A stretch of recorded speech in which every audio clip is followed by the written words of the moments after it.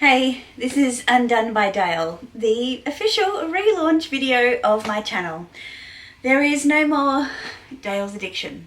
She's still addicted, but in the name of a change is as good as a holiday, a refresh, revitalization, a new inspiration, we're shifting things up a bit. So Undone by Dayle, imperfect on purpose, I think, is a great move in the direction that I've been going in for the last kind of 4 or 5 years, and I've been sharing with you here on YouTube and Instagram.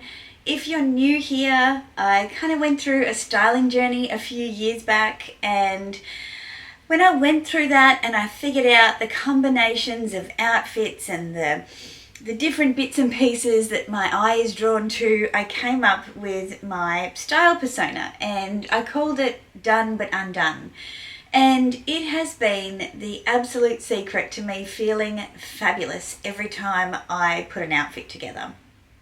This whole concept of having everything curated in a way, but purposefully looking to put something in that's unexpected or a little bit out of place or a little bit undone. And that to me is me. It makes me feel comfortable. Anytime I'm too polished or perfect, it doesn't feel like me. And I think you get asked, from time to time, oh, how do you work on your confidence? And to me, my confidence is just being comfortable in who I am. And if I leave the house and I'm not comfortable in who I am, then I'm less confident. So Done But Undone is my style mantra, and I often talk about it in videos from time to time, but now it's going to be the golden thread through all of the content that I bring. It's my perspective. And so I wanted to share with you today the kind of 5 key areas, or the 5 pillars that will be the foundations of the content that I create for you moving forward.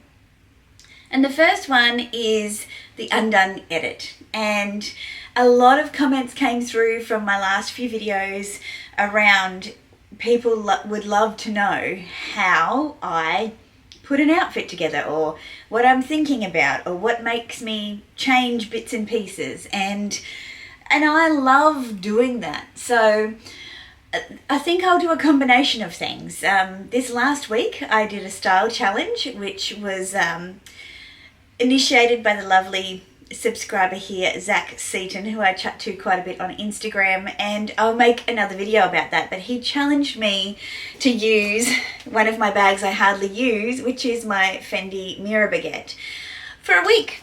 And so I did, and I will make you a video of how I styled that and what I was thinking about. You can follow along on my Instagram as well, which is Undone by Dayle.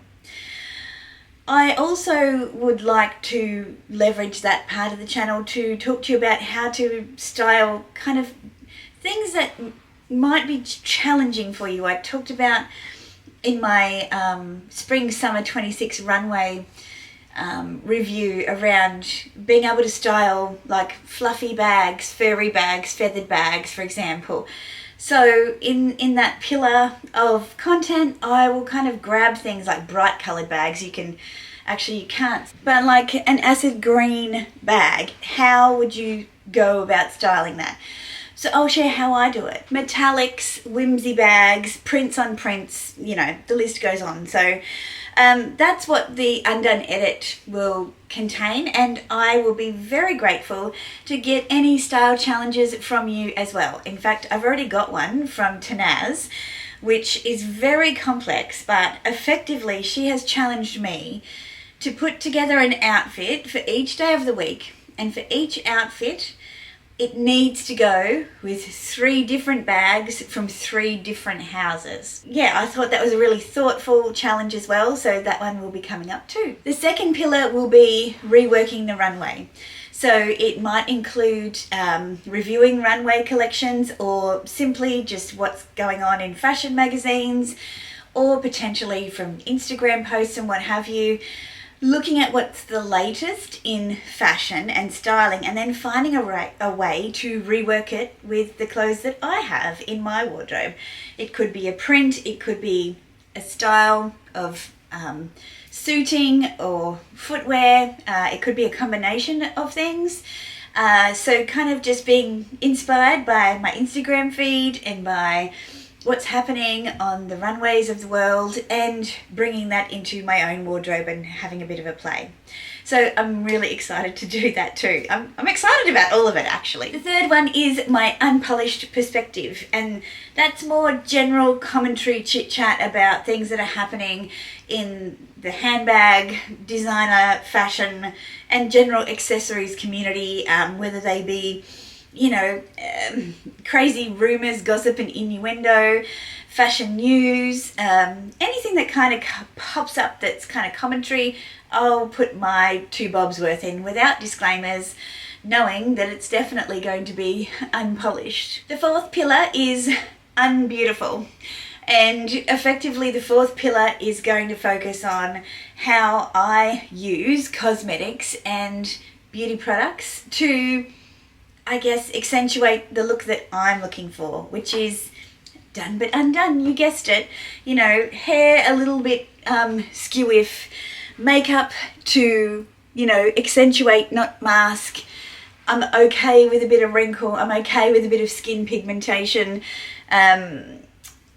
I want to start talking a little bit more about leaning into, you know, your whole person, not just what you wear, the handbag that you carry, how I do it, and maybe that might help some other people figure out how they do it. And then finally, the lived in home. So many people keep asking me to share home content, and I say, go to my Peacocks and Posies Instagram.